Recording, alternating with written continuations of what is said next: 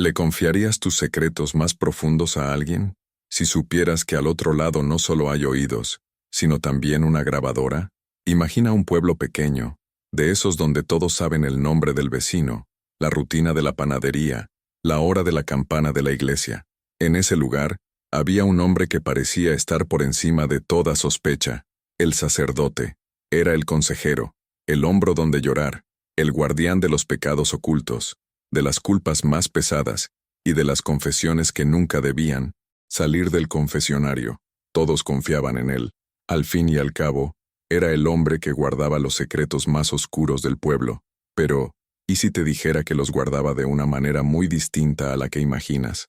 Imagina la escena, poca luz, el silencio roto solo por la respiración ansiosa de alguien arrodillado para confesarse.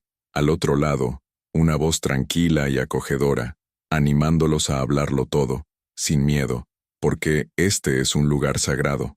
Cuántas historias de dobles vidas, cuántos pecados ocultos, cuántos deseos prohibidos se han vertido allí, creyendo en el secreto absoluto. ¿Alguna vez has pasado por esto, confiando en alguien pensando que era incapaz de traicionarte? Quédate conmigo hasta el final, porque lo que estás a punto de descubrir puede sorprenderte mucho más de lo que parece a primera vista. Esta historia trata sobre una ciudad entera que vivía en aparente normalidad, parejas ejemplares, comerciantes respetados, líderes influyentes, familias tradicionales. Pero tras las fachadas perfectas, existían secretos inimaginables: adulterio, fraude, vicios ocultos, crímenes nunca confesados a la policía, pero susurrados, con todo detalle, en ese confesionario. Cada palabra pronunciada allí se convertía en un registro, un archivo, una especie de oscura base de datos del alma de cada residente. Nadie lo sabía, nadie lo imaginaba, pero alguien escuchaba y lo guardaba todo. Cuando se habla de historias reales impactantes, de suspense moral, muchos piensan en crímenes graves, series policíacas, tramas cinematográficas, pero a veces, lo verdaderamente aterrador es la maldad silenciosa y discreta que se esconde tras una imagen de santidad. En este caso, lo más impactante no es solo lo que la gente confesó, sino lo que se hizo con ello. La idea de que una figura religiosa, vista como un referente moral, pudiera usar la confesión misma, ese momento de extrema vulnerabilidad, como arma, ya es un puñetazo en el estómago. ¿Te imaginas descubrir que tus mayores vergüenzas, cosas que nunca te atreverías a contarle al mundo, fueron grabadas y podrían reproducirse en cualquier momento? Las historias de dobles vidas siempre llaman la atención. El hombre de familia ejemplar que oculta una adicción, la mujer religiosa que alberga un pasado oscuro, el empresario exitoso que lo construyó todo sobre mentiras. Pero en esta ciudad, lo que nadie esperaba era que el hilo que conectaba todos estos secretos estuviera en manos de una sola persona, una persona a la que todos llamaban su padre espiritual. Una persona a la que todos recurrían cuando el peso de su conciencia se volvía insoportable. Lo que está a punto de descubrir puede sorprenderle precisamente porque toca algo muy profundo: la confianza, la fe y el miedo. Mientras la ciudad seguía su rutina, algo invisible crecía, un poder silencioso, alimentado por cada confesión hecha al pie del altar. El sacerdote parecía simplemente un oyente atento, pero lo cierto es que, tras esa actitud serena, se escondía un sistema cuidadosamente construido para registrar, catalogar y luego utilizar toda esa información. No era solo curiosidad, no era solo desviación moral, era estrategia, era control, y poco a poco, los secretos dejarían de ser solo secretos y se transformarían en moneda de cambio, en instrumentos de manipulación, en material para el chantaje. ¿Se imaginan lo que alguien podría hacer con información tan íntima sobre toda una ciudad? Si hasta este punto piensas en alguien en quien alguna vez confiaste ciegamente, quizás sea hora de analizar esta historia con nuevos ojos. Acompáñame hasta el final, porque a partir de este momento, la línea entre víctima y cómplice se vuelve cada vez más fina, y lo que parecía una vida religiosa tranquila, se revelará como el escenario de una de las tramas más inquietantes que puedas imaginar. Y todo comienza la noche en que, por un simple descuido, una de estas grabaciones dejó de ser un secreto absoluto. Y es precisamente aquí, donde necesito hacer una breve pausa para hablarles directamente. Si este tipo de historias les cautiva, si sienten ese escalofrío al pensar que cosas así suceden de verdad, ocultas tras rostros que parecen tan confiables, entonces no están solos. Este canal existe para sacar a la luz estas impactantes historias reales, estos secretos revelados que muestran cómo la naturaleza humana puede ser compleja, perturbadora y, a menudo, aterradora. Ahora, quiero hacerte una sincera petición. Si este tema te resuena, si en algún momento de esta historia pensaste en alguien que conoces, en una situación que hayas vivido, o simplemente sentiste esa opresión en el pecho que provocan historias como esta, deja un comentario abajo sobre lo que más te ha conmovido hasta ahora. Puede ser una palabra, una reflexión, una pregunta que se te quedó grabada. ¿Sabes por qué? Porque cada comentario que dejas no es solo un número, es una conversación real, es una prueba de que este tipo de contenido importa, de que hay gente que quiere entender más sobre el lado oscuro de las dobles vidas y los secretos que destruyen comunidades enteras. Y si aún no le has dado me gusta al video, ahora es el momento. Tu me gusta puede parecer pequeño, pero marca una gran diferencia. Le dice al algoritmo, oye, este contenido merece ser visto por más gente.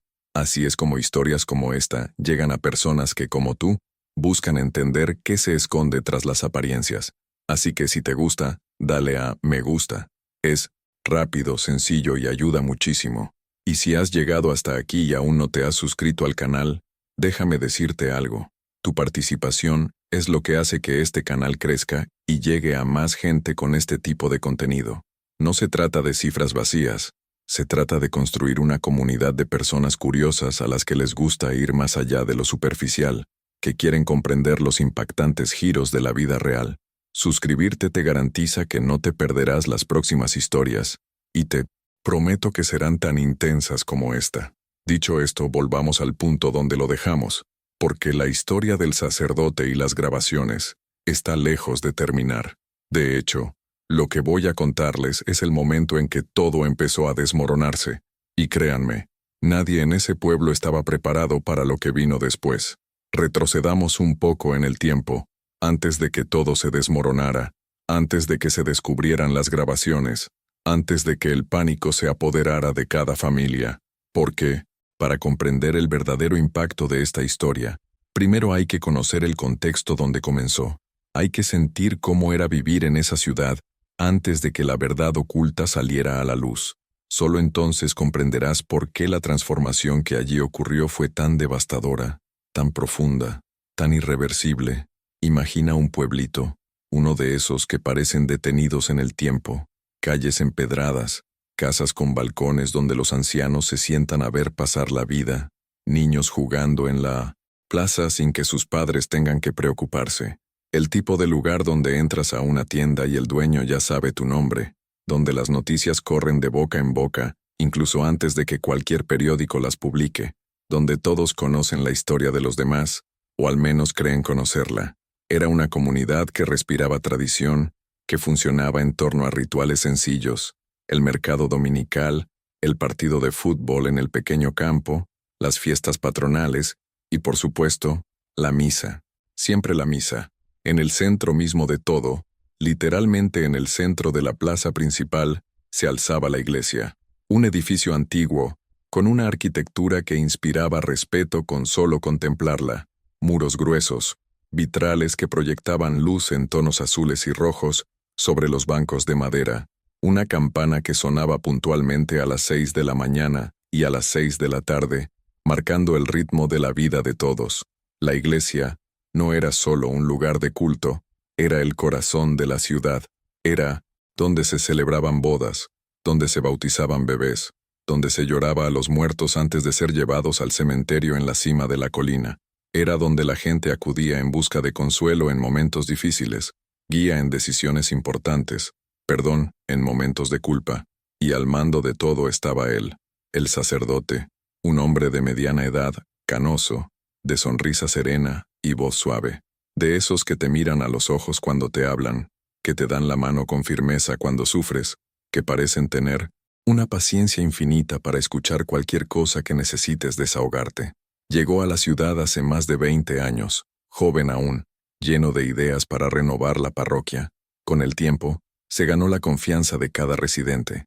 No era solo un líder religioso, era un consejero, un mediador de conflictos, una figura paterna para muchos que ya no tenían padre. Cuando alguien tenía un problema grave, la primera reacción era: ve a hablar con el sacerdote. Su trayectoria en esa comunidad se construyó ladrillo a ladrillo, gesto a gesto. Visitaba a los enfermos en el hospital, llevaba comida a las familias más pobres, organizaba campañas de recaudación de fondos y enseñaba catecismo a niños con una dedicación que conmovía a sus padres. Entre bastidores, en la ciudad, estaba presente en casi todo. Aconsejaba a parejas en crisis, ayudaba a jóvenes perdidos a encontrar su camino y mediaba en disputas entre vecinos. Era el tipo de persona a la que uno miraba y pensaba: si hay alguien en 1900 quien puedo confiar ciegamente, es en este hombre. Y quizás ahí es precisamente donde reside el peligro, porque cuando alguien construye una imagen tan sólida de bondad, integridad y dedicación a los demás, nuestra mente simplemente deja de cuestionar. Bajamos la guardia. Revelamos nuestros secretos más profundos sin pensarlo dos veces. La mentalidad colectiva de esa ciudad era de absoluta reverencia hacia el sacerdote.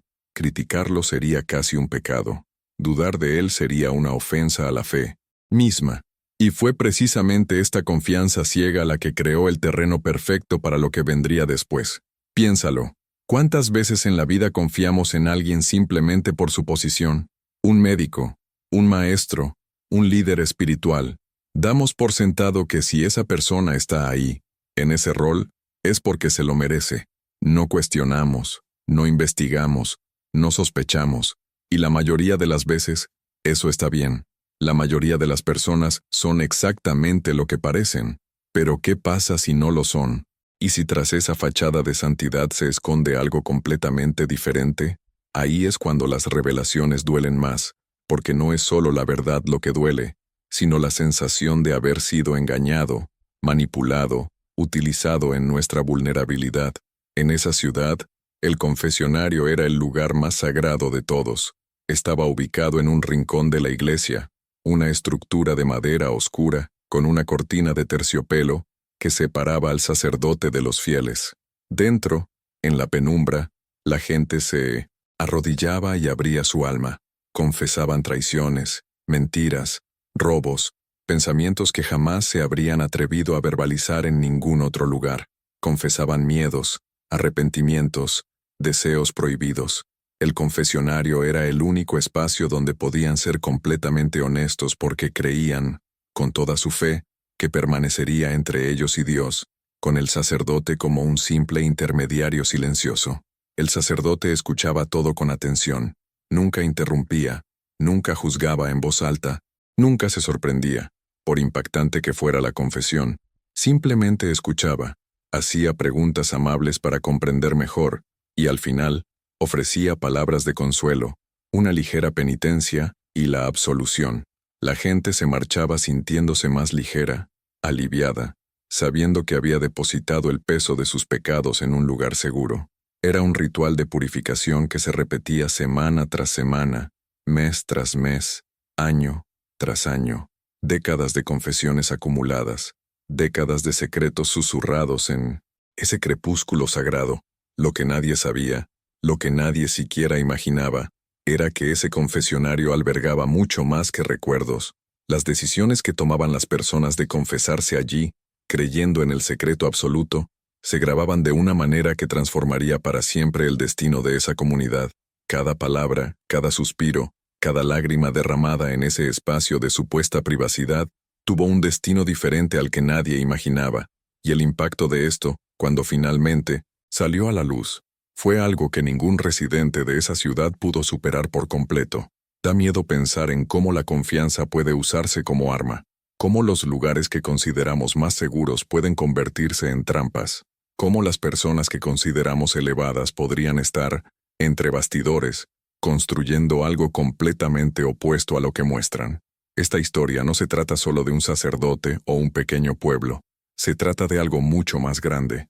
Se trata de la fragilidad de la confianza humana, del poder devastador de los secretos, de cómo una sola persona, en el lugar adecuado, con acceso a la información adecuada, puede controlar la vida de cientos de personas. Ahora quiero profundizar aún más en este tema, porque comprender cómo el sacerdote se convirtió en esta figura tan querida es solo el primer paso. Lo que realmente importa es comprender el mecanismo detrás de todo, cómo se grabaron las confesiones, dónde se almacenaron, y sobre todo, cómo alguien logró transformar este material en una herramienta de chantaje que sometió a toda una ciudad.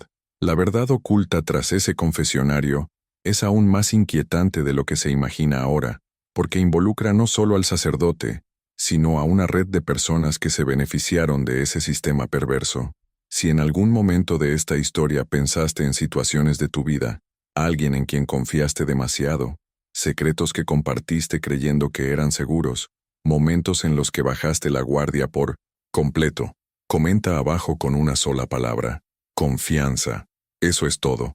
Quiero saber cuántas personas aquí han sentido el peso de confiar en la persona equivocada. Para comprender la gravedad de lo ocurrido en esa ciudad, primero hay que comprender el verdadero peso de una confesión. No me refiero solo a una sesión de desahogo, una conversación íntima, o a contarle un secreto a un amigo de confianza. Hablo de algo mucho más profundo, mucho más sagrado, mucho más protegido. El confesionario, dentro de la tradición católica, no es solo un mueble de madera en un rincón de la iglesia. Se considera uno de los espacios más inviolables de la tierra, y lo que ocurre dentro tiene un peso que va mucho más allá de lo que la mayoría de la gente imagina.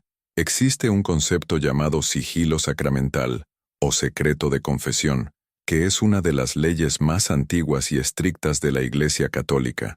Este sigilo se estableció oficialmente en el Concilio de Letrán en 1215 y determina algo absoluto.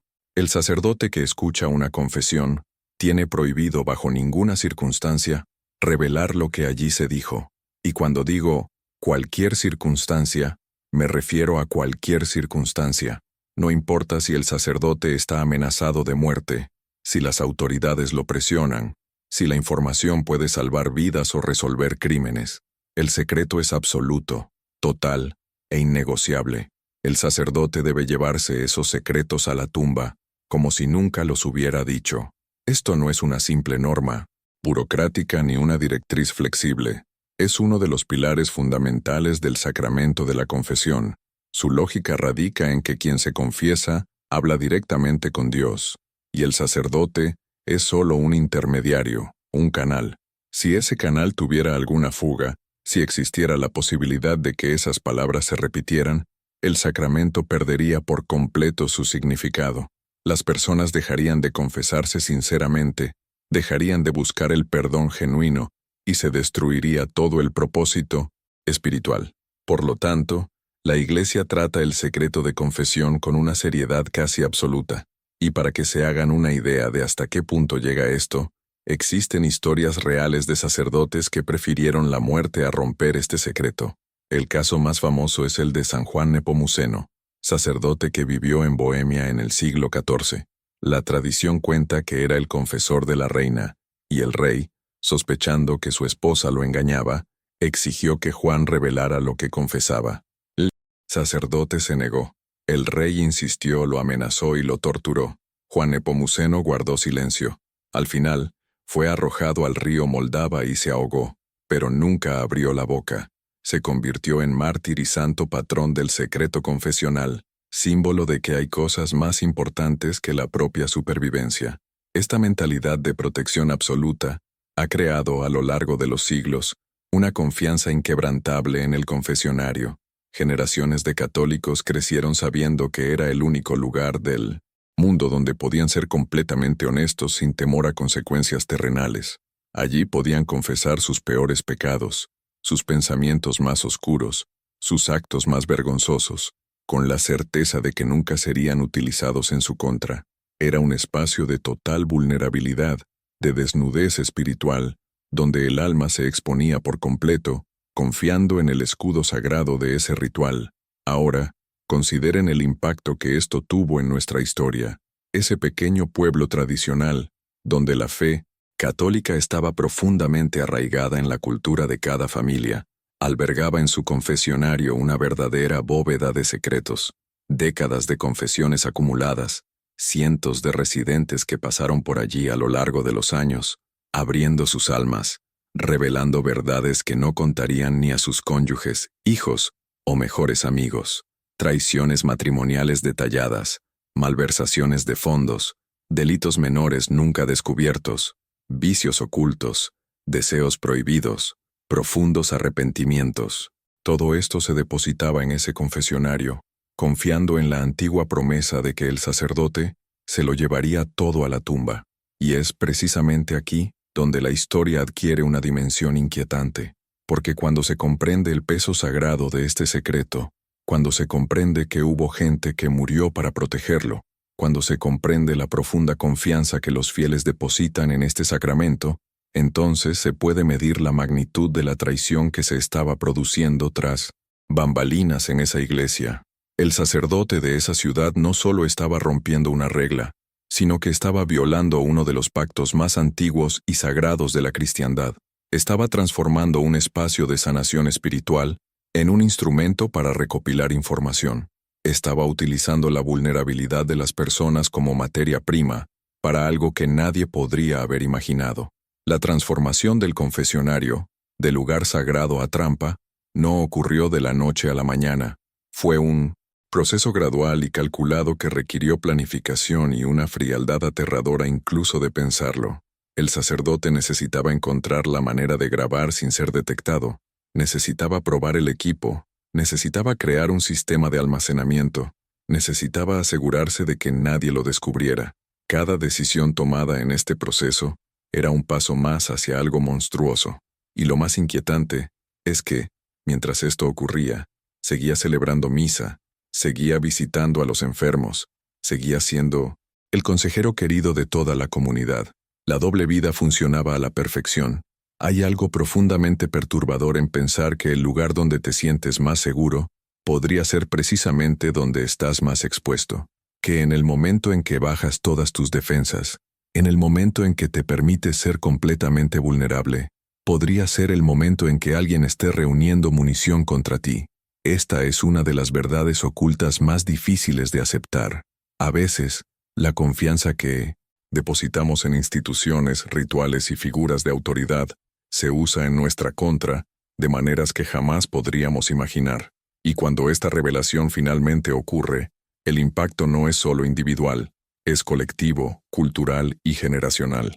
En esa ciudad, el confesionario era más que un simple mueble de iglesia. Era un símbolo de todo lo que la gente creía sobre la fe, el perdón y la posibilidad de empezar de nuevo. Era el lugar donde iban a dejar atrás el peso de sus errores para poder seguir adelante con más ligereza. Formaba parte del camino espiritual de cada residente, desde su primera confesión en la infancia hasta los últimos sacramentos antes de morir. Descubrir que este lugar había sido corrompido era como descubrir que el mismo suelo que pisaban era falso. Ya nada parecía seguro, ya nada parecía confiable. Ahora quiero profundizar aún más en este tema, porque comprender el peso del secreto confesional es fundamental, pero aún falta una pieza crucial de esta historia. El momento en que empezaron a aparecer las primeras señales de que algo andaba mal, pequeños detalles, coincidencias extrañas, situaciones sin sentido. Alguien en ese pueblo empezó a darse cuenta de que el sacerdote sabía demasiado, cosas que era imposible saber por medios normales. Y fue a partir de estas pequeñas grietas que la fachada perfecta empezó a desmoronarse, revelando algo oculto que nadie estaba preparado para afrontar. Si alguna vez has estado en una situación en la que confiaste en alguien o en alguna institución y luego descubriste que esa confianza fue traicionada, sabes cuánto duele. Comenta con una palabra: traición. Quiero ver cuántas personas aquí han sentido ese peso en sus propias vidas. Todo empezó con pequeños detalles, casi imperceptibles, de esos que notas pero prefieres ignorar porque parecen demasiado insignificantes para merecer atención. En una ciudad donde todos se conocen, donde las conversaciones fluyen libremente y los chismes corren desenfrenados, era fácil atribuir cualquier información inesperada a simples conversaciones callejeras. Pero algunos residentes empezaron a notar algo extraño. El sacerdote sabía cosas específicas, cosas que no podrían haberle llegado por medios normales. El primer caso que realmente nos llamó la atención fue el de doña Marlene, una viuda que vivía sola en una casa cerca de la plaza. Tenía un secreto que había guardado durante años. Décadas atrás, siendo aún joven y casada, tuvo una breve aventura con un hombre de fuera del pueblo. Nadie lo supo jamás, ni su marido, ni sus hijos, ni sus amigos más cercanos. Era una carga que llevaba en silencio, una culpa que la consumía por dentro. Un día, incapaz de soportarlo más, se confesó y le contó todo al sacerdote. Lloró, pidió perdón, recibió la absolución y se fue sintiendo que por fin se había quitado ese peso de encima. Semanas después, en una conversación aparentemente informal después de misa, el sacerdote hizo un comentario que le heló la sangre a doña Marlene. Dijo algo así como: «Siempre has sido una mujer fuerte. Lograste mantener unida a la familia a pesar de todas las tentaciones que se te presentaron». Podría haber sido una frase genérica, un cumplido vago, pero la forma en que la miró, su tono de voz, la elección específica de la palabra tentaciones, doña Marlene sintió un escalofrío. Intentó convencerse de que era paranoia, de que estaba sobreinterpretando, de que el sacerdote no podía referirse a eso, pero la duda estaba sembrada. Situaciones similares comenzaron a repetirse con otras personas. El comerciante que había confesado evadir impuestos notó que el sacerdote, durante una visita a su tienda, bromeó sobre ajustar cuentas con Dios y el gobierno. El profesor que admitió en confesión tener sentimientos por una compañera de trabajo notó que el sacerdote, en una reunión social, mencionó algo sobre los peligros de las pasiones en el ámbito profesional. La joven que confesó haber considerado el aborto, años atrás sintió que el sacerdote la trataba de forma diferente, con una mirada que parecía juzgarla. Siempre eran detalles sutiles, nunca acusaciones directas, nunca revelaciones explícitas, pero el patrón estaba ahí, para quien quisiera verlo. El problema era que nadie quería ver. La mentalidad colectiva de ese pueblo estaba tan condicionada a venerar al sacerdote que cuestionar cualquiera de sus acciones parecía absurdo, casi pecaminoso.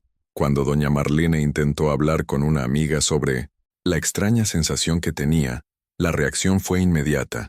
«Te estás imaginando cosas. El sacerdote jamás haría eso. Debe haber sido una coincidencia». Y así, cada persona que notaba algo extraño se convencía rápidamente, por otros o por sí misma, de que exageraba, de que era paranoia, de que no tenía sentido desconfiar de alguien tan querido y respetado. Esta dinámica es más común de lo que imaginamos.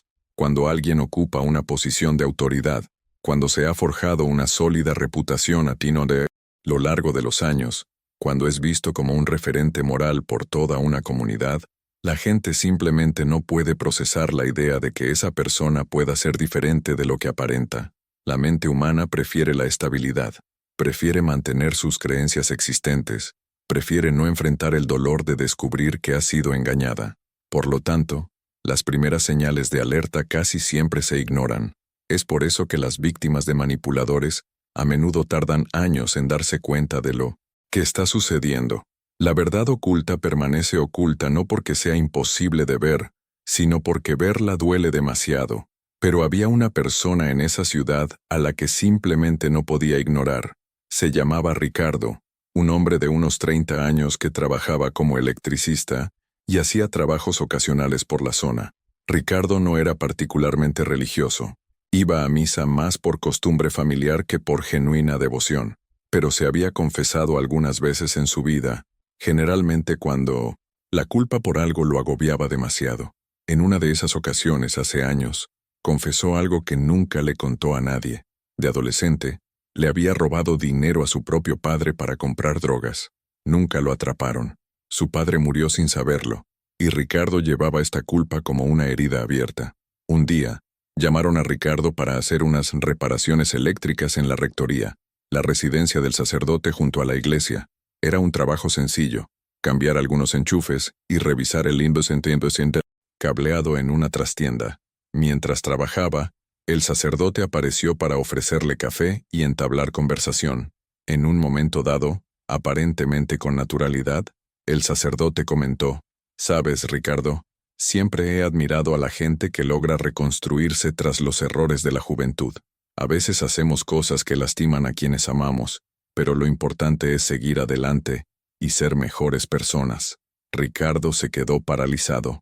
La frase podría ser genérica, pero algo en el tono, en la mirada, en la forma en que el sacerdote enfatizó lastimar a quienes amamos, era demasiado específico, demasiado directo. A diferencia de los demás residentes, Ricardo no pudo aceptarlo y seguir adelante. La sospecha persistió en su mente durante días, semanas. Empezó a prestar atención a otras situaciones, observando cómo el sacerdote interactuaba con diferentes personas, notando patrones que antes habían pasado desapercibidos. Y cuanto más observaba, más fuerte se hacía la sensación de que algo andaba muy mal. No era paranoia ni exageración, había un patrón claro. El sacerdote sabía cosas sobre la gente que él no podía saber. La única explicación posible era que estuviera usando información de confesiones. ¿Pero cómo? ¿Y por qué? El viaje de Ricardo para descubrir la verdad apenas comenzaba. Aún no lo sabía, pero las decisiones que tomaría en las siguientes semanas cambiarían para siempre el destino de esa ciudad. Porque sospechar algo terrible es una cosa, encontrar pruebas es otra muy distinta. Y la evidencia que Richard estaba a punto de descubrir era mucho peor de lo que hubiera imaginado. Lo que parecía ser solo un sacerdote indiscreto, filtrando información del confesionario, era en realidad la punta de un iceberg mucho más oscuro. Ahora quiero profundizar aún más en este tema, porque el momento en que Ricardo decidió investigar por su cuenta, marcó un punto de inflexión en esta historia. Fue entonces cuando los entresijos de esa operación comenzaron a revelarse, cuando las piezas del rompecabezas empezaron a encajar de forma aterradora. El descubrimiento que hizo, completamente por accidente, reveló una verdad que nadie en esa ciudad estaba preparado para afrontar, y el impacto de esta revelación fue como una bomba que explotó en el corazón de esa comunidad, destruyendo certezas, derribando máscaras y exponiendo la podredumbre que había estado oculta durante años. Si alguna vez has tenido esa sensación de que algo andaba mal, esa corazonada de que las cosas no eran lo que parecían, comenta abajo. Yo sentí eso. Quiero saber cuántas personas aquí han tenido la experiencia de notar algo que otros se negaban a ver. Ricardo no podía quitarse esa sensación de la cabeza. Habían pasado semanas desde la extraña conversación con el sacerdote en la rectoría, y cada día su sospecha se acentuaba. Intentó convencerse de que exageraba, de que era paranoia, de que no tenía sentido que un sacerdote rompiera el secreto de confesión de esa manera, pero algo, en el fondo de su estómago le decía que no, que algo andaba mal, que esa intuición no era infundada, y fue precisamente esa inquietud la que lo llevó de vuelta a la iglesia, en una tarde que lo cambiaría todo. El sacerdote le había pedido a Ricardo que regresara para terminar unas reparaciones eléctricas que habían quedado pendientes. Esta vez, la obra era en la sacristía, esa habitación al fondo de la iglesia donde se guardan las vestimentas, los objetos litúrgicos y los documentos parroquiales. Era un espacio que pocos frecuentaban, aparte del sacerdote y los monaguillos. Ricardo llegó a la hora acordada, pero el sacerdote no estaba. Había salido a visitar a un enfermo y le había dejado la llave al conserje, diciéndole que se sintiera libre para trabajar. A solas en la sacristía, Ricardo empezó a revisar el cableado de un enchufe defectuoso. Para acceder a los cables, tuvo que mover un viejo armario de madera apoyado contra la pared. Fue entonces cuando notó algo extraño. Detrás del armario había una pequeña puerta casi invisible que daba a un espacio que parecía un trastero improvisado. La curiosidad lo venció. Empujó la puerta y entró. Lo que encontró dentro le aceleró el corazón. Era una habitación diminuta, sin ventanas, con una mesa, una silla y un estante lleno de cajas. Pero lo que le llamó la atención fue el equipo. Una computadora vieja, un equipo de música, montones de CD y, en un rincón, cajas llenas de casetes viejos, de los que usábamos en los 80 y 90. Todo estaba meticulosamente organizado, con etiquetas y fechas. Ricardo sintió un escalofrío. No parecía un simple trastero para cosas viejas, parecía un archivo. Le temblaban las manos al tomar una de las cintas de casete. La etiqueta tenía una fecha de más de 15 años y un código que a primera vista no tenía sentido. Había un reproductor de cintas sobre la mesa que seguía funcionando. Ricardo metió la cinta y pulsó el botón de reproducción. Lo que oyó en los segundos siguientes despejó cualquier duda que le quedara. Era una voz de mujer, apagada, claramente grabada clandestinamente. Lloraba, confesando algo sobre un hijo que había dado en adopción en su adolescencia, un secreto que nunca le había contado a nadie, ni siquiera a su esposo. La voz del sacerdote aparecía de vez en cuando, haciendo preguntas amables, animando a la mujer a continuar, a contar más detalles. Era una confesión real, grabada sin el conocimiento de quien la confesaba. Ricardo sintió un nudo en el estómago. Cambió la cinta por otra, luego por otra, y luego por otra. Cada una contenía confesiones diferentes, voces diferentes, secretos diferentes, hombres confesando infidelidades, mujeres confesando abortos, jóvenes confesando consumo de drogas, ancianos confesando crímenes antiguos y desconocidos, décadas de confesiones, cientos de voces, miles de secretos, todo allí, grabado, catalogado, almacenado. El sacerdote no solo estaba rompiendo el secreto confesional poco a poco, había armado un sistema completo de espionaje espiritual, un archivo de secretos de toda la ciudad. Y entonces Ricardo encontró la cinta que derrumbó su mundo. Una de las cajas tenía etiquetas más recientes, con fechas de apenas unos años atrás. Buscó la fecha de su última confesión y la encontró. La puso en la grabadora y escuchó su propia voz. Allí estaba, llorando, hablando del dinero que le robó a su padre en su adolescencia, de la culpa que cargaba, del miedo a que alguien lo descubriera. Cada palabra, cada sollozo, cada detalle íntimo que creía que se había interpuesto entre él y Dios, todo grabado, todo registrado, todo en manos del sacerdote. El sentimiento que embargó a Ricardo en ese momento es difícil de describir. Era una mezcla de conmoción, ira, asco y profunda tristeza. No era solo descubrir que lo habían traicionado, sino comprender que todo lo que creía sobre ese lugar, sobre ese hombre, sobre ese sacramento, era una mentira. La transformación que se produjo en él en esos minutos fue brutal. Entró en esa sacristía con dudas. Salió con una verdad capaz de destruir una ciudad entera. Las decisiones que Ricardo tuvo que tomar a partir de ese momento fueron cruciales. ¿Contárselo a alguien? ¿Pero a quién? ¿Quién le creería contra el querido sacerdote? ¿Ir a la policía?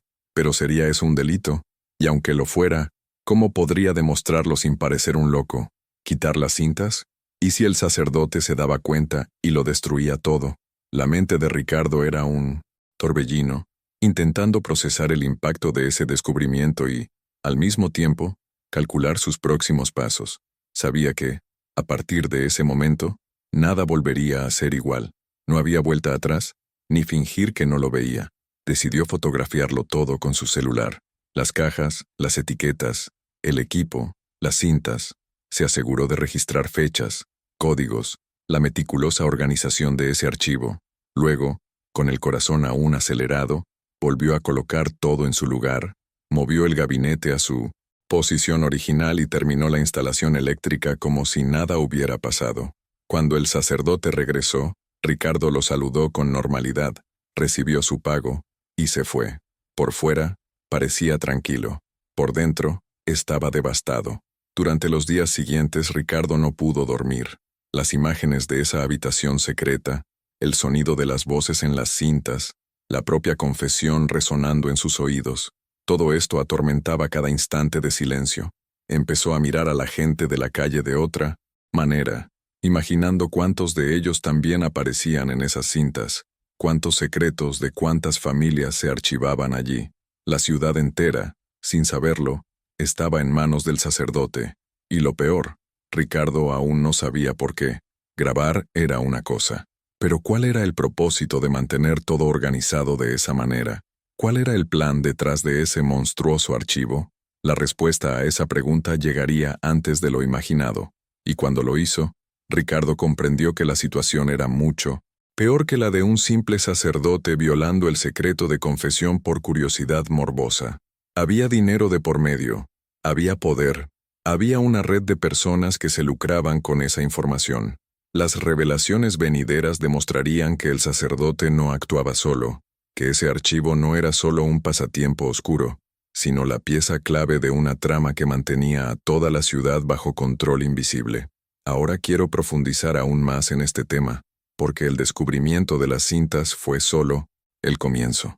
Lo que Ricardo aún no sabía era que esas grabaciones se utilizaban sistemáticamente para chantajear, manipular decisiones y controlar la vida política y económica entre bastidores de esa comunidad.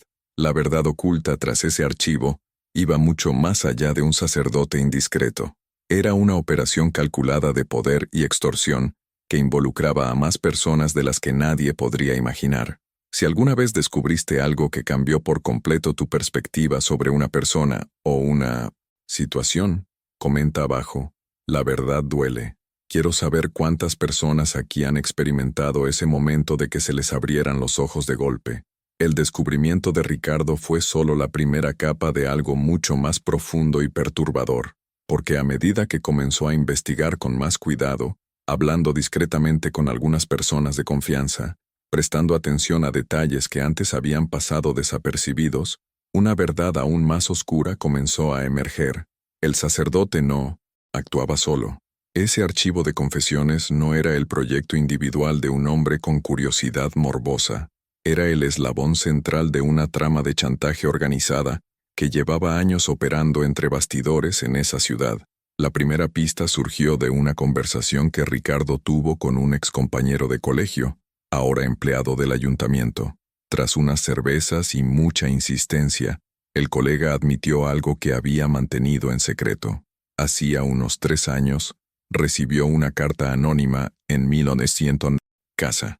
Dentro, había un papel con detalles específicos de algo que le había confesado a un sacerdote años atrás, una aventura extramatrimonial que casi destruyó su matrimonio. La carta no pedía nada directamente, solo decía: sabemos quién es usted. Nos pondremos en contacto con usted pronto. Semanas después, llegó el contacto.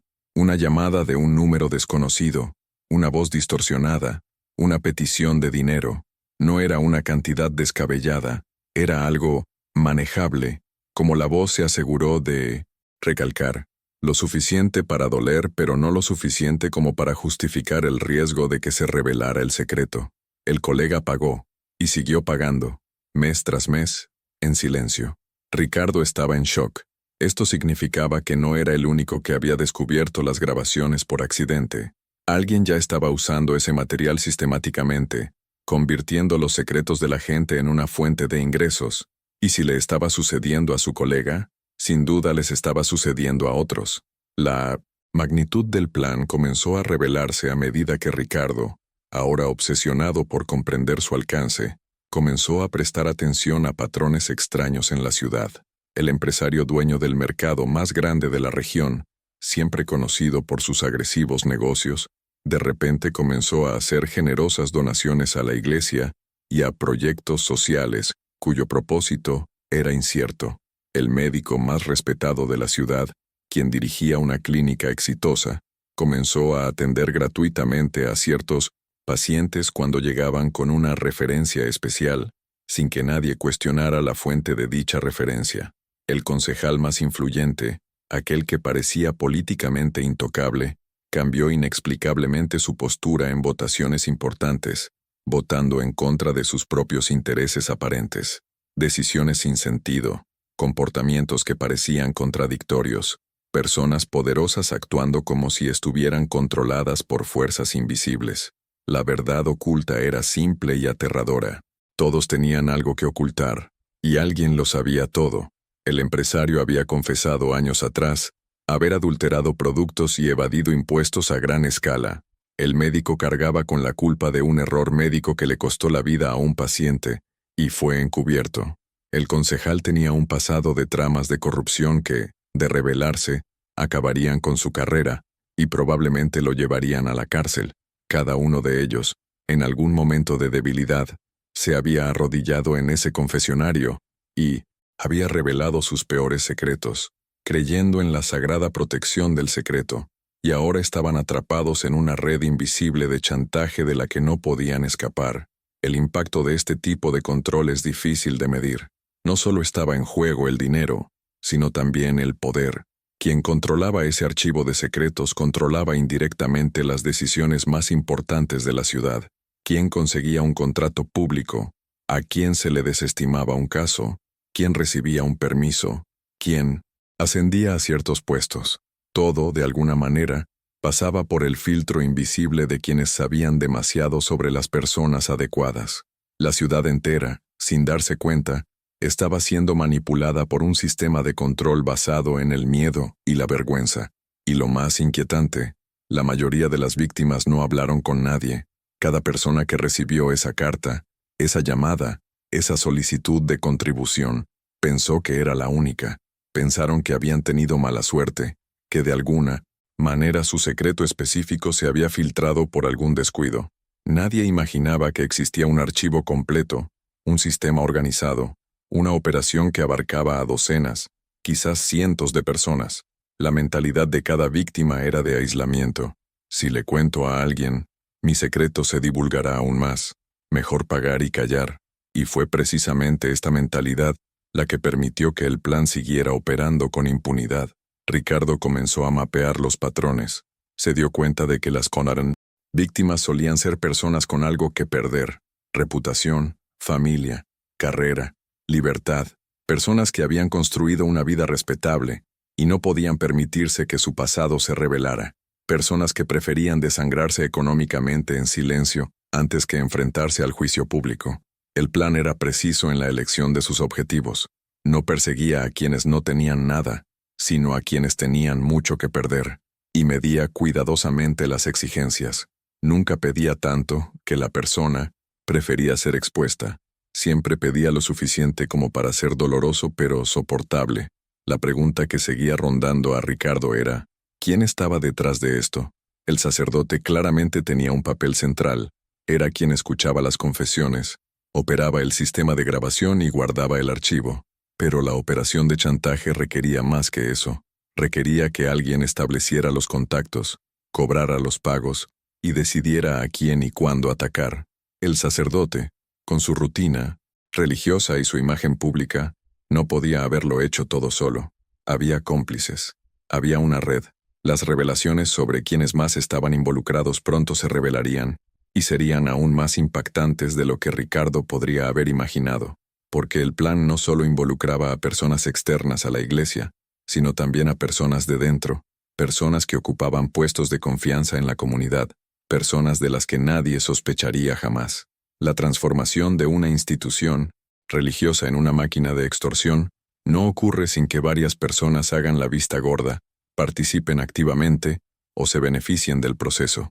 Y en esa ciudad, la corrupción tenía raíces más profundas de las que nadie estaba dispuesto a descubrir. La paranoia comenzó a extenderse a medida que vagos rumores sobre algo extraño sucediendo circulaban por la ciudad. Nadie sabía exactamente qué, pero se sentía que algo andaba mal. Quienes antes se saludaban con naturalidad, ahora se miraban con recelo. Los vecinos comenzaron a preguntarse qué ocultaban los demás. Las familias comenzaron a tener tensas conversaciones sobre cosas del pasado que nunca se habían mencionado. El viaje de esa comunidad hacia la verdad apenas comenzaba, pero sus efectos ya se sentían en cada rincón, en cada mirada, en cada silencio cargado de significado. Ahora quiero profundizar aún más en este tema, porque el chantaje fue solo una parte del problema. Lo que ocurrió cuando la ciudad empezó a dividirse entre quienes desconfiaban y quienes se negaban a creer fue uno de los capítulos más dramáticos de esta historia. Familias fueron destrozadas, amistades de décadas se desmoronaron, la confianza que sostenía a esa comunidad simplemente se evaporó. Y todo esto antes de que la verdad saliera a la luz. Imaginen lo que sucedió después. Si alguna vez has tenido la sensación de que algo a tu alrededor no es lo que parece, de que hay cosas sucediendo tras bambalinas que no puedes ver, comenta abajo. Yo lo he sentido. Quiero saber cuántas personas aquí reconocen esa intuición de que no todo está bien. Desde el momento en que los primeros rumores comenzaron a circular con mayor concreción, la ciudad que antes parecía tan unida, se transformó en un campo de batalla invisible. La neutralidad ya no era posible. Cada persona, cada familia, cada grupo, tuvo que elegir un bando, y esa decisión desgarró el tejido social de esa comunidad de una manera tal que quizá nunca podría repararse. El impacto de lo que estaba saliendo a la luz no se limitó a las víctimas directas del chantaje, se extendió como una onda expansiva, afectando absolutamente a todos. Por un lado, se formó un ferviente grupo de defensores del sacerdote. Eran personas que simplemente no podían aceptar que este hombre, a quien conocían desde hacía décadas, que había bautizado a sus hijos, que había oficiado sus bodas, que había estado presente en los momentos más difíciles de sus vidas, pudiera ser el monstruo que se les describía. La mentalidad de este grupo era de negación absoluta. Esto es mentira, repetían. Es persecución. Alguien quiere destruir la reputación del sacerdote por envidia, malicia o intereses políticos. Se negaron a examinar las pruebas, a escuchar los relatos, a considerar la posibilidad de haber sido engañados durante tanto tiempo. Esta reacción es más común de lo que parece. Cuando construimos una imagen muy sólida de alguien, cuando depositamos una profunda confianza en esa persona, aceptar que esa imagen era falsa significa aceptar que nos equivocamos. Y aceptar que nos equivocamos duele. Duele admitir que fuimos ingenuos, que nos manipularon, que no percibimos las señales. Por eso mucha gente prefiere redoblar la negación. Prefieren atacar a quienes traen la verdad en lugar de afrontar la incomodidad de reconstruir sus creencias. Los defensores del sacerdote no solo lo protegían a él, sino que protegían su propia imagen de personas inteligentes, capaces de discernir el carácter, que no se dejaban engañar fácilmente. Por otro lado estaban las personas que, por diferentes motivos, creyeron en las acusaciones. Algunos fueron víctimas directas del plan, quienes finalmente comprendieron que no estaban solos, y que había una explicación para todo lo que habían sufrido en silencio. Otros, que habían notado las extrañas señales a lo largo de los años, vieron confirmadas sus sospechas. Y también hubo quienes, incluso sin pruebas directas, simplemente sintieron que algo allí tenía sentido, que explicaba comportamientos inexplicables, que conectaba puntos que antes parecían inconexos. El camino de estas personas fue de ira, indignación y un deseo urgente de que la verdad saliera a la luz y los responsables fueran castigados.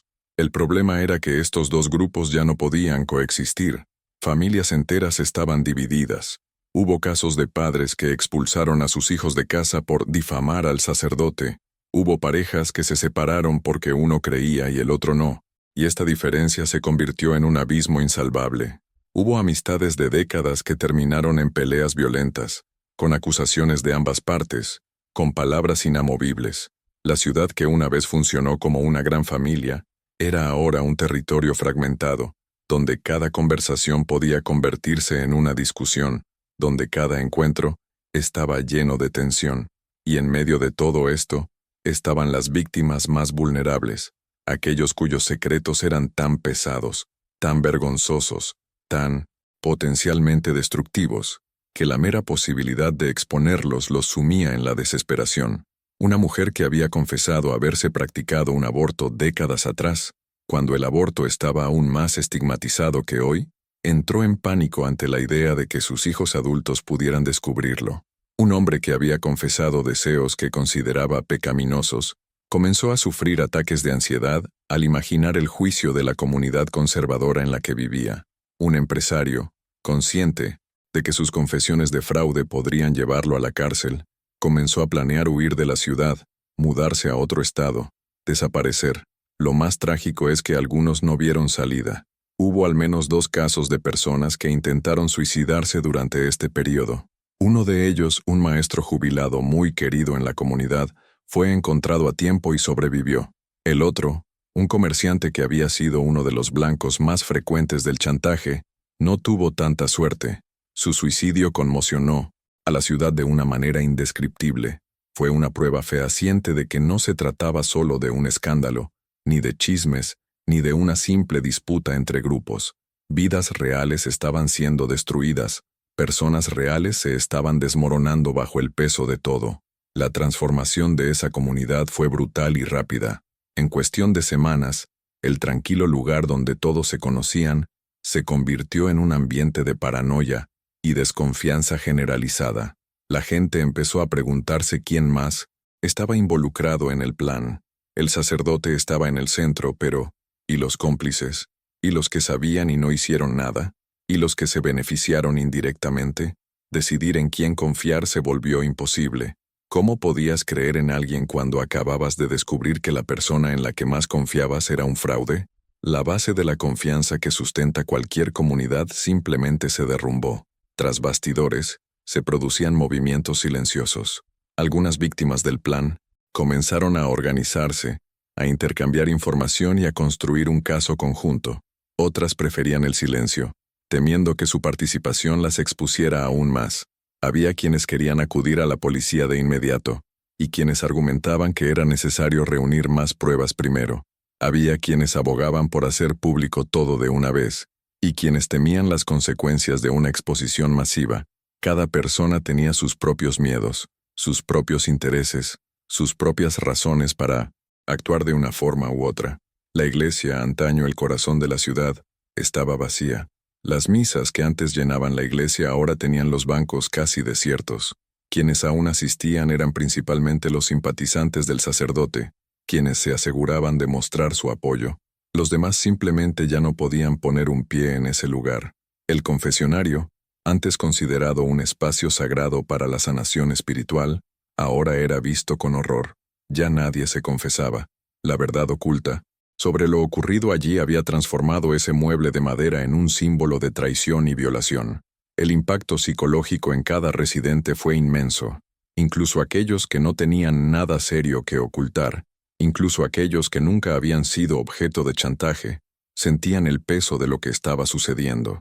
Porque si el sacerdote, de entre todos, era capaz de hacer eso, ¿en quién se podía confiar? Si el lugar más sagrado de la ciudad era en realidad un centro de espionaje, ¿qué otra cosa? ¿Era mentira? La crisis no era meramente institucional, sino existencial. La gente lo cuestionaba todo: sus creencias, sus relaciones, su capacidad de juzgar el carácter, el significado mismo de vivir en comunidad. Ahora quiero profundizar aún más en este tema, porque el momento en que la verdad finalmente salió a la luz por completo, con pruebas irrefutables y la revelación de todos los involucrados, fue el clímax de esta historia. Fue cuando se revelaron los nombres, cuando se revelaron las conexiones, cuando se hizo evidente que el complot era mucho más grande e involucraba a personas mucho más poderosas de lo que nadie imaginaba. Y las revelaciones de ese momento cambiaron para siempre, no solo la ciudad, sino la vida de todos los que formaron parte de ella. Si alguna vez has vivido o presenciado una situación en la que una comunidad, familia o grupo se separó por una verdad difícil de aceptar, comenta abajo: he visto esto. Quiero saber cuántas personas aquí reconocen este tipo de ruptura colectiva. El momento en que todo salió a la luz ocurrió de una manera inesperada. Ricardo, tras semanas recopilando información, fotografías y testimonios de víctimas que finalmente accedieron a hablar, tomó una decisión que lo cambiaría todo.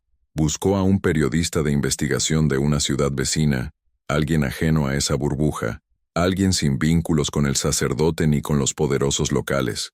Entregó todo lo que tenía, y este periodista, al darse cuenta de la magnitud de lo que recibía, hizo algo que multiplicó el impacto exponencialmente. Llevó el caso a la Policía Estatal y al Ministerio Público antes siquiera de publicar nada. La operación que siguió fue quirúrgica. Un martes por la mañana, mientras el sacerdote se disponía a celebrar la misa de 7, patrullas policiales rodearon la iglesia y la rectoría. Se ejecutaron simultáneamente órdenes de registro e incautación en varios domicilios de la ciudad. La habitación secreta tras la sacristía fue encontrada exactamente como Ricardo la había descrito. La computadora, las cintas, los CD, las cajas con décadas de confesiones grabadas. Pero lo que los investigadores descubrieron allí fue aún más extenso de lo que nadie hubiera imaginado. Existía un sofisticado sistema de catalogación. Cada confesión estaba indexada por nombre, fecha y, lo más inquietante, por su potencial de uso. Había categorías: de alto valor, de valor medio y de bajo valor. Las confesiones de alto valor eran aquellas cuyos secretos podían generar más dinero o más poder. Empresarios adinerados, políticos influyentes, profesionales respetados. Las confesiones de valor medio eran de gente común, pero con secretos lo suficientemente vergonzosos como para garantizar pagos regulares.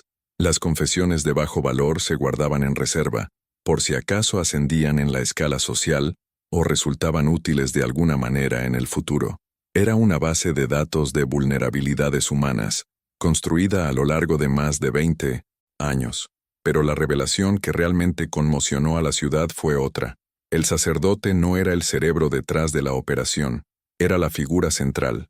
Sí, recogía la materia prima, tenía acceso al confesionario y guardaba los archivos. Pero quien dirigía la trama de chantaje, quien determinaba los objetivos, quien cobraba los pagos, quien distribuía las ganancias, era una red de personas que incluía nombres inesperados. Y cuando esos nombres salieron a la luz, la ciudad entró en un estado de shock colectivo. El primer nombre era el del contador más respetado de la región, quien administraba las finanzas de decenas de negocios y familias locales. Era responsable de blanquear el dinero del chantaje, transformando los pagos en donaciones a la iglesia o inversiones en proyectos sociales que solo existían en el papel. El segundo nombre era el de un abogado conocido por defender causas populares, quien en realidad utilizó sus conocimientos jurídicos para asegurar que el esquema operara sin dejar rastro legal y que amenazaba a las víctimas con demandas si intentaban denunciarlo. El tercer nombre, y este fue el que más conmocionó a la comunidad, era el de una monja que había trabajado en la parroquia durante años, una mujer a quien todos consideraban una santa, que visitaba a los enfermos y organizaba acciones benéficas. Ella fue quien estableció el contacto inicial con las víctimas, quien entregó las cartas anónimas y quien a veces llamaba con voz distorsionada para cobrar las deudas. La transformación en la percepción que la ciudad tenía de estas personas fue instantánea y brutal. Quienes eran recibidos con reverencia en la calle, ahora eran vistos con repugnancia. Quienes ocupaban lugares de honor en las ceremonias, eran etiquetados como criminales. La mentalidad de «son personas insospechadas» se desmoronó por completo, y con ella se desmoronó la confianza en cualquier figura de autoridad, en cualquier institución, en cualquier atisbo de bondad. Si estas personas, precisamente estas personas, eran capaces de hacer esto, entonces cualquiera podría ser capaz de cualquier cosa. Investigaciones tras bambalinas revelaron que el plan involucraba importantes sumas de dinero. A lo largo de los años, se estima que se extrajeron cientos de miles de dólares a las víctimas en pagos regulares. Parte de este dinero fue a parar a los bolsillos de los involucrados, parte se reinvirtió en la propia operación, y parte, irónicamente, se utilizó para obras visibles, en la iglesia, renovaciones, eventos y acciones sociales. Era como si el plan se legitimara. Miren qué bonita es la parroquia, miren a cuánta gente ayudamos. Nadie imaginaba que tras esa fachada de generosidad se escondía un sistema de extorsión alimentado por el miedo y la vergüenza. Las repercusiones de las revelaciones superaron las expectativas. Las víctimas, que antes habían sufrido en silencio y aislamiento, ahora descubrían que había docenas, quizás más de 100, a lo largo de los años. Algunas ya habían fallecido, y sus familias finalmente comprendían comportamientos extraños que nunca habían podido explicar. Otras se habían mudado de la ciudad hacía años, huyendo de una presión que no podían identificar, y muchas seguían allí, viviendo bajo el peso de los pagos y las amenazas, comprendiendo finalmente que no estaban solas, que no eran casos aislados, que formaban parte de algo mucho mayor. Las decisiones sobre qué hacer a partir de entonces fueron complejas. Desde un punto de vista legal, los delitos eran claros: extorsión, violación de la confidencialidad, organización criminal, lavado de dinero. Pero desde la perspectiva de las víctimas, la situación era más delicada, porque para que los criminales fueran debidamente castigados, era necesario que las víctimas testificaran, y testificar significaba, en muchos casos, exponer públicamente los secretos que se habían utilizado para chantajearlos. Algunos estaban dispuestos a hacerlo, impulsados por la ira y el deseo de justicia. Otros no podían. El miedo a la exposición era aún mayor que el deseo de ver a los culpables castigados. La verdad oculta tras esa iglesia finalmente salió a la luz, Pero eso no significó que todo estuviera resuelto. De hecho, en muchos sentidos, los problemas apenas comenzaban, porque ahora la ciudad necesitaba lidiar no solo con los criminales, sino también con las heridas abiertas que el plan había causado.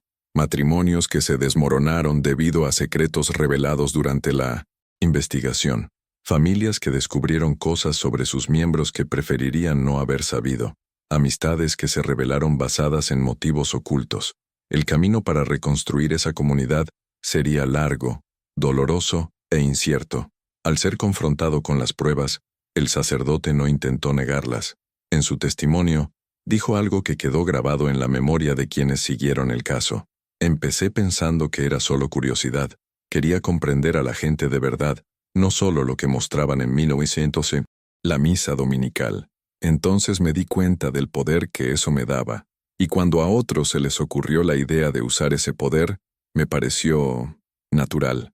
Esta frase resume de forma inquietante cómo alguien puede pasar gradualmente de una transgresión aparentemente pequeña a un sistema completo de explotación. La transformación no ocurre de golpe, sino en pequeños pasos, cada uno justificado por el anterior, hasta que miras atrás y ya no reconoces en quién te has convertido. Ahora quiero profundizar, aún más en este tema, porque las consecuencias legales y espirituales de lo ocurrido en esa ciudad son tan importantes como la historia misma. ¿Qué sucede cuando un sacerdote viola el secreto de confesión de esta manera? ¿Cuáles son los castigos de la Iglesia y los castigos legales?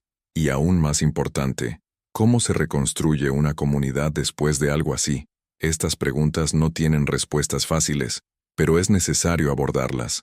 Si alguna vez has presenciado una situación en la que la verdad, aunque dolorosa, tuvo que salir a la luz para que las cosas cambiaran, comenta abajo. La verdad te hace libre. Quiero saber cuántas personas aquí creen que, al final, es mejor saber que vivir en la ilusión. Las consecuencias de lo ocurrido en esa ciudad se manifestaron en varios frentes, cada uno con su propio peso, una dimensión específica de destrucción que tardaría años, quizás generaciones, en procesarse, porque cuando algo de esta magnitud sale a la luz, no hay botón de reinicio, no hay forma de simplemente seguir adelante, como si nada hubiera pasado. Las cicatrices permanecen, las heridas permanecen abiertas, y la transformación que se produce es irreversible. Desde la perspectiva de la Iglesia Católica, el castigo por lo que hizo el sacerdote es uno de los más severos del derecho canónico. La violación del secreto confesional se trata con absoluta gravedad, y el castigo es lo que se denomina excomunión latae sententiae, una excomunión automática que se produce en el momento de la comisión del delito, sin necesidad de juicio ni declaración formal. Esto significa que, técnicamente, el sacerdote ya llevaba años excomulgado, desde la primera vez que hizo mal uso de la información del confesionario. Continuó celebrando misa, administrando sacramentos y confesando, todo lo cual, a los ojos de la Iglesia, era completamente inválido. Quienes se confesaron creyendo recibir la absolución, en realidad, según la doctrina católica, no recibieron nada. El impacto espiritual de esta revelación fue devastador para los fieles más devotos. La Iglesia envió representantes para abordar la crisis. El obispo de la diócesis acudió personalmente, se pronunció públicamente, condenando las acciones del sacerdote, y pidió perdón en nombre de la institución. Pero para muchos, esto no fue suficiente. La pregunta que resonaba era, ¿cómo pudo suceder esto durante más de 20 años sin que nadie en la jerarquía se diera cuenta?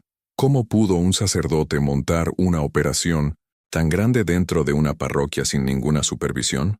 La desconfianza que se apoderó de la ciudad se extendió a la propia institución. Si el sacerdote era corrupto, y si la Iglesia no pudo detectarlo, ¿qué más podría estar sucediendo en otras parroquias, en otras ciudades, sin que nadie lo supiera? Desde un punto de vista legal, las consecuencias también fueron graves, aunque más complejas de lo que cabría imaginar. El sacerdote y sus cómplices fueron imputados por varios delitos: extorsión, organización criminal, blanqueo de capitales y violación de la intimidad. En muchos países, grabar conversaciones sin consentimiento ya constituye un delito en sí mismo, y grabar confesiones religiosas que conllevan una mayor expectativa de secreto, agrava la situación.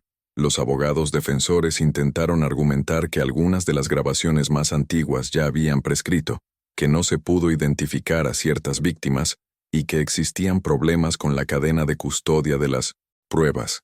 Pero la cantidad de pruebas era tan grande y la presión pública tan intensa que el proceso avanzó con relativa rapidez.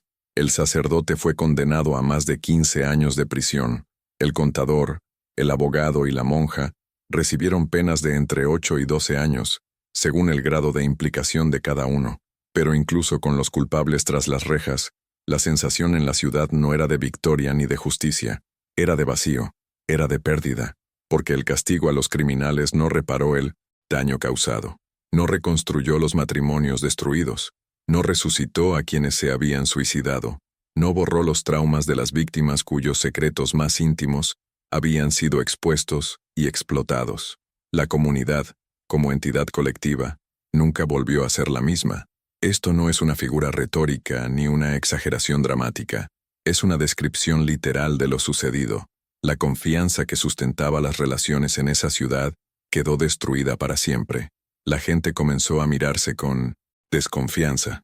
Los vecinos que antes intercambiaban favores y confidencias, ahora mantenían las distancias. Las conversaciones se volvieron superficiales, cautelosas, como si todos temieran revelar algo que pudiera usarse en su contra. El proceso de reconstrucción se vio constantemente saboteado por esta atmósfera de sospecha generalizada. Mucha gente simplemente se fue. Familias enteras vendieron sus casas, a menudo por debajo del valor de mercado, porque ¿quién querría mudarse a una ciudad conocida por semejante escándalo? Y empezaron de cero en otro lugar. Quienes se quedaron tuvieron que aprender a vivir con la nueva realidad. La iglesia permaneció cerrada durante meses, se sometió a un ritual de purificación dirigido por la diócesis, y finalmente reabrió con un nuevo sacerdote. Pero los bancos permanecieron vacíos durante mucho tiempo. El confesionario fue retirado, no renovado ni reubicado, sino destruido e incendiado, en una decisión que la comunidad tomó colectivamente para exorcizar ese símbolo de traición. Las decisiones que cada persona tuvo que tomar tras la revelación fueron sumamente difíciles. Las víctimas del plan tuvieron que decidir si querían hacer públicas sus historias para ayudar a condenar a los perpetradores, aun sabiendo que esto implicaría exponer sus secretos. Algunas lo hicieron con una valentía extraordinaria, enfrentándose al juicio social para asegurar que los criminales recibieran el castigo adecuado. Otras no pudieron, y nadie tenía derecho a juzgarlas por ello. Cada persona afronta el trauma de forma diferente, y no hay una respuesta correcta cuando se trata de proteger la propia dignidad frente a la búsqueda de justicia colectiva. El impacto psicológico en las víctimas fue profundo y duradero. Muchas desarrollaron trastornos de ansiedad, depresión y dificultad para confiar en cualquier persona o institución. Algunas nunca pudieron volver a entrar en una iglesia. Otras perdieron por completo la fe, no solo en la Iglesia Católica, sino en cualquier forma de espiritualidad organizada. La verdad oculta tras ese confesionario no solo destruyó la reputación de un sacerdote o una parroquia, sino también la relación de cientos de personas con algo fundamental en sus vidas: la fe. Tras esta tragedia se esconde una importante reflexión sobre el poder y la vulnerabilidad. El confesionario, por su propia naturaleza, coloca al creyente en una posición de extrema vulnerabilidad. Estás allí, de rodillas, en la oscuridad, abriendo tu alma a alguien a quien no puedes ver bien, confiando en que esa persona usará lo que oyes solo para ayudarte espiritualmente. Esta dinámica de poder es inmensa, y cuando alguien abusa de ella, el daño es proporcional. No se trata solo de una traición interpersonal, es una violación de algo que debería ser sagrado, protegido e inviolable. La transformación de un espacio de sanación en un instrumento de control es uno de los crímenes más perversos imaginables. Años después, la ciudad aún conserva las cicatrices. Los niños que crecieron durante el escándalo se convirtieron en adultos con una visión muy particular de la religión, la confianza y la autoridad. Los ancianos que vieron desmoronarse su comunidad a menudo morían sin aceptar lo sucedido. Y quienes se quedaron en medio, los adultos que tuvieron que reconstruir sus vidas sobre los escombros, Desarrollaron una resiliencia marcada por la extrema cautela. La mentalidad colectiva cambió para siempre. Donde antes había apertura y aceptación, ahora había protección y reserva. Ahora quiero profundizar aún más en este tema, porque esta historia tiene una dimensión que va más allá de los hechos, de las consecuencias inmediatas. Es la dimensión de las preguntas que quedan, las reflexiones que esta historia provoca sobre la confianza, la fe y la naturaleza humana. Y es precisamente ahí donde esta historia deja de tratar solo de una ciudad específica para convertirse en un relato sobre todos nosotros, sobre las decisiones que tomamos, sobre en quién decidimos confiar y por qué. Si alguna vez has vivido una situación en la que las consecuencias de algo superaron con creces las expectativas, donde el impacto se extendió de maneras inesperadas, comenta abajo, las consecuencias persisten. Quiero saber cuántas personas aquí entienden que algunas cosas cambian para siempre. Hemos llegado al punto en esta historia donde se han contado los hechos, se han expuesto las consecuencias y los culpables han sido castigados. Pero hay algo que ninguna sentencia judicial puede resolver, ninguna excomunión puede borrar, ninguna cantidad de tiempo puede sanar por completo. Las preguntas que persisten, las reflexiones que una historia como esta provoca y que siguen resonando mucho después de pasar la última página, porque esta no es solo la historia de una ciudad lejana, de gente que nunca conocerás, de eventos que no tienen nada que ver con tu vida. Esta es una historia sobre algo universal, algo que toca los miedos y las vulnerabilidades que todos llevamos dentro. Piénsalo, ¿qué harías si descubrieras que tus secretos más profundos están grabados? No me refiero a cosas superficiales, ni a pequeñas vergüenzas cotidianas. Hablo de cosas que nunca le has contado a nadie, o que solo le has contado a una persona en quien confiabas plenamente. Ese error del pasado que prefieres fingir que no ocurrió. Ese pensamiento que te avergüenza admitir incluso ante ti mismo. Esa decisión que tomaste y que, si saliera a la luz, cambiaría la forma en que la gente te ve. Todos tenemos algo así. Todos llevamos algo que preferiríamos mantener oculto para siempre. Ahora imagina descubrir que está grabado, archivado, en manos de alguien que puede usarlo cuando quiera. La verdad oculta de esta historia es que no se trata solo de un sacerdote corrupto o un pueblo traumatizado. Se trata de la fragilidad de la confianza humana, de cómo depositamos nuestra vulnerabilidad en las personas y las instituciones, creyendo que estaremos protegidos, y cómo esa creencia puede usarse en nuestra contra. Se trata del inmenso poder que representa la información y de cómo ese poder, en las manos equivocadas, puede destruir vidas. En el mundo actual, donde se recopilan datos constantemente, donde los algoritmos saben más sobre nuestros hábitos que nuestras propias familias, donde las filtraciones de información son constantes, esta historia no es solo una advertencia sobre el pasado, es un reflejo del presente y una advertencia sobre el futuro. La transformación que experimentó esa ciudad es un brutal recordatorio de que las comunidades se construyen sobre la confianza y que cuando esa confianza se destruye, todo se derrumba con ella. No importa cuánto tiempo vivieron juntas las personas, cuántos recuerdos compartieron, cuántos vínculos construyeron, basta con que se tambaleen los cimientos para que todo se derrumbe, y reconstruir es infinitamente más difícil que destruir. Los residentes de esa ciudad lo descubrieron de la manera más dolorosa posible. Algunos lograron con gran esfuerzo crear nuevos vínculos y seguir adelante. Otros nunca se recuperaron. La trayectoria de cada persona fue única, marcada por decisiones individuales sobre cómo lidiar con el trauma colectivo. Y aquí va una reflexión que podría resultar incómoda. ¿Conoces a alguien que por fuera parece santo, pero que por dentro podría estar escondiendo algo? No te pido que andes desconfiando de todo el mundo, señalando con el dedo, viendo maldad donde no la hay. Pero sí te pido que consideres que las apariencias engañan, que la persona más respetada de tu círculo social podría tener secretos que jamás imaginarías, que la institución en la que más confías podría tener tratos ocultos que desconoces.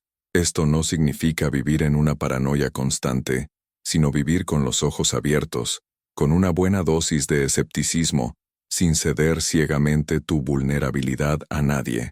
La mentalidad que esta historia nos enseña es la del equilibrio. La Confianza es esencial para vivir en sociedad.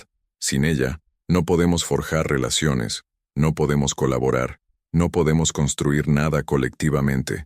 Pero la confianza ciega, la confianza que no cuestiona, la confianza que ignora las señales de advertencia, porque esa persona nunca haría eso, puede ser peligrosa. Las víctimas de esa ciudad confiaron porque tenían razones para confiar. El sacerdote se había forjado una reputación impecable durante décadas. La iglesia ofrecía garantías ancestrales de confidencialidad.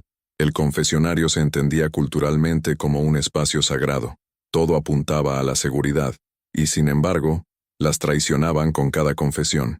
El impacto de esta historia en tu vida podría ser simplemente una reflexión fugaz, algo en lo que pensarás unos minutos y luego seguirás adelante.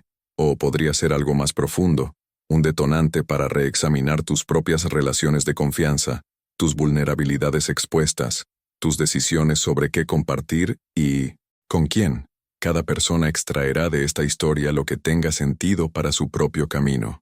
No hay una única lección, una moraleja definitiva, ni una conclusión válida para todos. Solo existe la historia en sí, con toda su complejidad y contradicciones, y lo que elijas hacer con ella. Y hablando de decisiones, las que Ricardo tomó a lo largo de esta historia, investigar por su cuenta, reunir pruebas, buscar a alguien externo para que informara, fueron decisiones de una valentía extraordinaria. Podría simplemente haber permanecido en silencio, fingir que no veía nada, proteger su paz evitando el conflicto. Mucha gente lo habría hecho. Mucha gente lo hace a diario, ante injusticias, tanto pequeñas como graves, pero él eligió actuar, aun sabiendo que traería consecuencias inmensas, aun sabiendo que su vida nunca volvería a ser la misma. Esta decisión no lo convirtió en un héroe intachable, sino en una persona común que, ante una situación extraordinaria, decidió que no podía quedarse de brazos cruzados. Las revelaciones de esta historia seguirán resonando por mucho tiempo, no solo en la memoria de los habitantes de la ciudad, sino en la reflexión de cualquiera que se detenga a pensar en su significado, sobre la confianza, el poder, la vulnerabilidad, la capacidad humana para el bien y el mal, sobre cómo las peores traiciones a menudo provienen de quienes menos esperamos, sobre cómo la verdad, incluso cuando duele, siempre es preferible a la ilusión, sobre cómo las comunidades pueden ser destruidas pero también pueden, con mucho esfuerzo y tiempo, encontrar maneras de avanzar. Ahora quiero profundizar aún más en este tema, porque antes de terminar este video, hay algo importante que decir, una invitación para quienes han visto hasta aquí, quienes han seguido esta historia de principio a fin, quienes han sentido las emociones que evoca, una invitación a transformar esta experiencia pasiva, de ver en un momento de verdadera conexión, de intercambio, de construir algo, más que un simple video y un espectador. Si esta historia te conmovió de alguna manera, si en algún momento te identificaste con las víctimas, sentiste rabia hacia los perpetradores, o reflexionaste sobre tus propias relaciones de confianza, me gustaría saberlo. Comenta abajo. Esta historia me hizo reflexionar. Puede parecer insignificante, pero cada uno de estos comentarios es una forma de decir que este tipo de contenido importa, que historias como esta merecen ser contadas, que existe una comunidad de personas que quieren ir más allá de la superficie y comprender las verdades ocultas tras las apariencias. Y si has llegado hasta aquí, antes que nada, gracias. En serio, en un mundo lleno de distracciones, donde la tentación de pasar a otra cosa siempre está a un clic de distancia, elegiste acompañarme en este viaje. Eso significa mucho, y no es solo un cliché, es la realidad de quienes crean contenido con cuidado y ven que hay gente al otro lado que realmente presta atención. Este canal existe para ofrecerte este tipo de historias, revelaciones que invitan a la reflexión, verdades ocultas que la mayoría prefiere ignorar, reflexiones sobre la naturaleza humana que van más allá de lo obvio. Si te identificas con esto, si este es el tipo de contenido que quieres seguir recibiendo, suscribirte es la forma de asegurarte de que aparezcan futuros videos. Así de simple. Un clic nos mantiene conectados. Y si esta historia te conmovió, si en algún momento sentiste ese escalofrío, esa indignación, ese deseo de comprender mejor cómo la gente puede ocultar tanto tras fachadas perfectas, Deja un comentario abajo. Puede ser simplemente una frase. Llegué hasta el final.